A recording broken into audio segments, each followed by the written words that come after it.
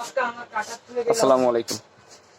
Take Bangla 724 এর নতুন একটি ভিডিওতে আপনাদের স্বাগতম। দর্শক, আজকে আমরা যে বিষয়টা নিয়ে আলোচনা করব, যে বোর্ডটির সব প্রবলেম নিয়ে আলোচনা করব এবং সমাধান করার চেষ্টা করব, সেটি হচ্ছে ইন্টেল একটি 61 এর মাদারবোর্ড। মডেল হচ্ছে ইন্টেল 61 DH61 CR। এটিতে মূলত যেটা হয় সেটা হচ্ছে প্রসেসর ভোল্টেজ আছে, কোর ভোল্টেজ, প্রসেসর হিট হচ্ছে, র্যামের যে ভোল্টেজ সেটাও অ্যাকুরেট আছে, শুধুমাত্র ডিসপ্লে আসে না। তো এই ক্ষেত্রে এই বোর্ডগুলোর ক্ষেত্রে যেটা হয় যেহেতু কোর ভোল্টেজ, র্যাম ভোল্টেজ, সব ভোল্টেজগুলো ঠিক আছে, সেক্ষেত্রে প্রাথমিকভাবে বুঝে নিতে হবে যে এটা হয়তো বায়োস রিলেটেড কোনো সমস্যা, বায়োস ফাইল করাপ্টেড এরকম হতে পারে। তো এজন্য আমি একটি বায়োস চিপ, আমি এই মডেলের একটি বায়োস চিপে যে আমি রাইট করে নিছি, আমি দেখি এই চিপটা লাগিয়ে দেখব। তার আগে আমি আপনাদের দেখাই বোর্ডটা রানিং করে যে এটা ডিসপ্লে আসে কিনা।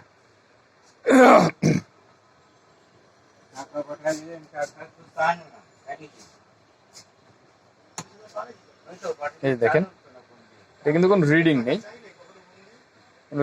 তার মানে এটা ডিসপ্লে আসবে না। তো আমরা যে বায়োসটা আমরা রাইট করলাম সেই বায়োসটা আমরা রাইট করে দেখবো যে ওটাই ডিসপ্লে আসে কিনা।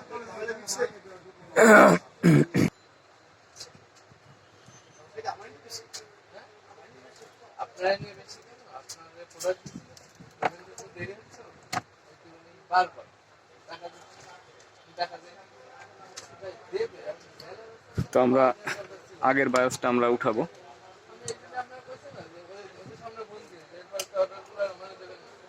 এটা কিন্তু লাইন সম্পূর্ণ বন্ধ, আপনারা আবার ভাববেন না যে কানেকশন দেয়া আছে, কানেকশন দেয়া, কিন্তু মাল্টিপ্লাগ থেকে সুইচ বন্ধ করা।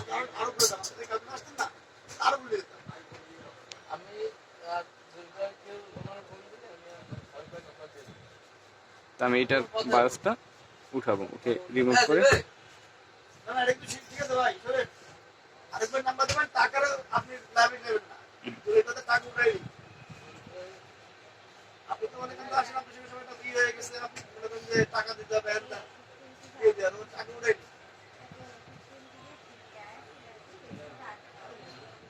বায়োসটা আমি এই যে আমি উঠিয়ে ফেললাম।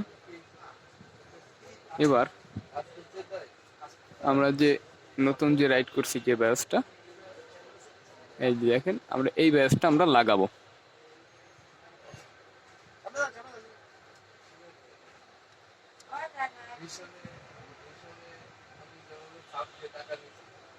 এই বায়োসটা আমরা লাগাবো, লাগিয়ে দেখবো যে ডিসপ্লে আসে কিনা।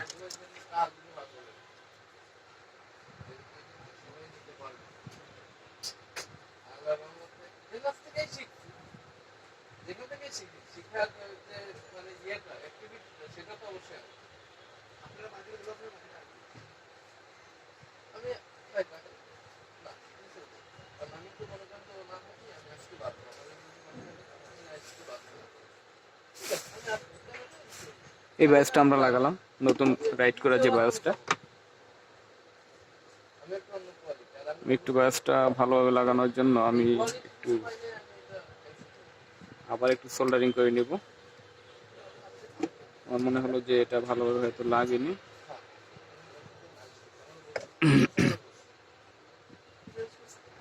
আবার একটু রিসোল্ডার করে নেব।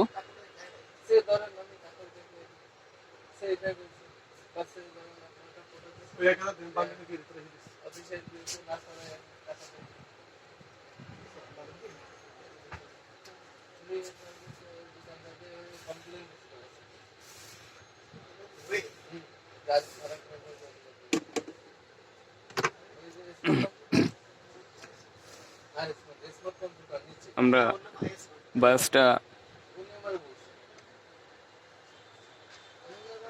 নতুন বায়োস, আমরা যেটা অন্য একটা চিপে আমি বায়োসটা এটা 4 MB বায়োস, অন্য একটা বায়োস চিপে, মেমোরি চিপে আমি বায়োসটা রাইট করছি।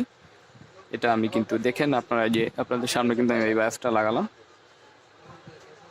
একটু অপেক্ষা করতে হবে ঠান্ডা হওয়ার জন্য।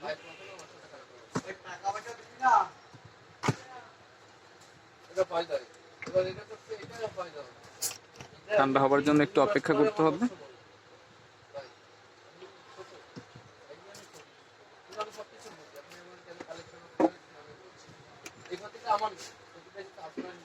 ঠান্ডা হয়ে গেলে আমরা একটু এটা পরিষ্কার করে নিব।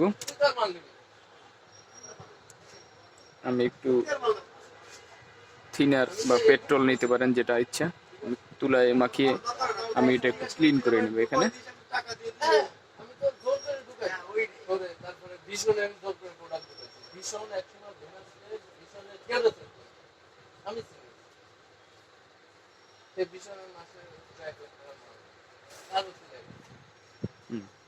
এটা সম্পূর্ণ ক্লিন করে নিছি।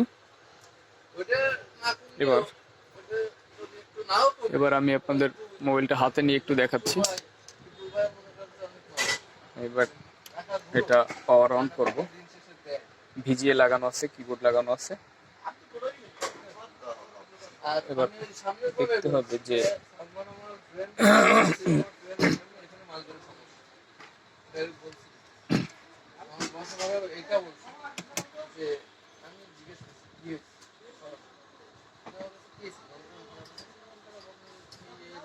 এই যে দেখেন, এটা কিন্তু রিডিং চলে আসছে, ডিসপ্লেও কিন্তু চলে আসছে।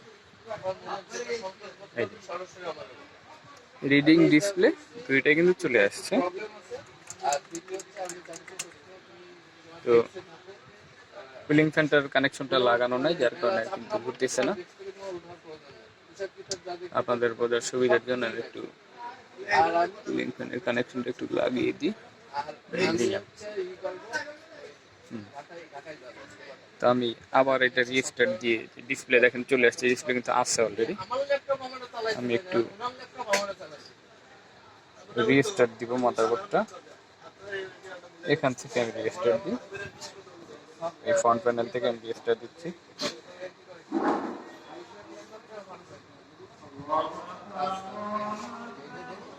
রিস্টার্ট দিলাম, দেখেন রিডিং কিন্তু আবার চেঞ্জ হয়ে ওই ডিসপ্লে কিন্তু চলে আসছে। তো দর্শক, এই ধরনের এই রিলেটেড সমস্যাগুলো আপনারা ঠিক করার জন্য আপনারা এই ক্ষেত্রে সাধারণত বায়োসটাই প্রবলেম করে থাকে। তো কাজের সুবিধার জন্য যেটা করবেন, যে আপনি চাইলে ওই বায়োসটাও, ওই চিপটাও নতুন করে রাইট করতে পারেন। আবার চাইলে আপনি আমরা একটু রিস্টার্ট দিচ্ছি আবার। আপনি চাইলে ওই অন্য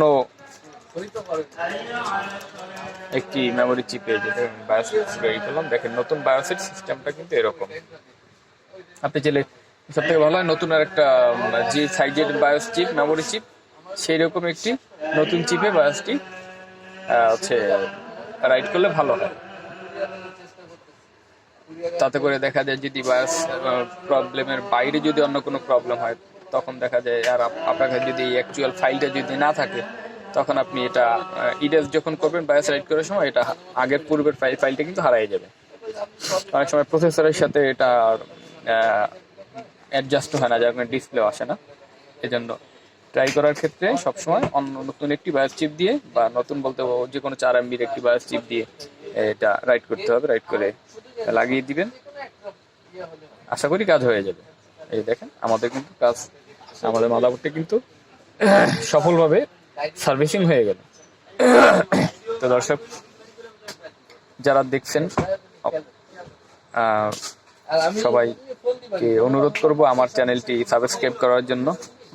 আপনারা কি ধরনের ভিডিও পেতে চান, কি মাদারবোর্ডে আপনারা কি ধরনের সমস্যায় আপনারা মাদারবোর্ড নিয়ে পড়েন, আমাকে সেই সমস্যাগুলো যদি আমাকে কমেন্ট বক্সে আমাকে যদি জানান, আমি তাহলে সেই রিলেটেড ভিডিওগুলো আমি আপনাদের ভিডিওগুলো করে আমি আপনাদের দেখাতে পারি। তাতে আপনারা শিখতে পারবেন আশা করি। তো সেটা অবশ্যই আমাকে কমেন্ট বক্সে জানাবেন। আর অবশ্যই বারবার সবাইকে আমি রিকোয়েস্ট করবো, প্লিজ আমার চ্যানেলটি সাবস্ক্রাইব করবেন। আর যাদের আমার ভিডিওগুলো দেখার প্রয়োজন, পরবর্তী ভিডিও দেখার জন্য পাশে থাকা বেল বাটনটি অবশ্যই চালু করে দিবেন, তাতে করে পরবর্তীর যে নতুন ভিডিওগুলো সেগুলো আপনি নোটিফিকেশন আপনার কাছে সবার আগে চলে যাবে, আপনি দেখতে পারবেন। তো দর্শক, আজকে এ পর্যন্ত। পরবর্তী ভিডিওতে নতুন কোনো বোর্ড নিয়ে, নতুন কোনো প্রবলেম নিয়ে আবার দেখা হবে আপনাদের সাথে। আজ এ পর্যন্ত। আসসালামু আলাইকুম ওয়া রাহমাতুল্লাহি ওয়া বারাকাতুহু।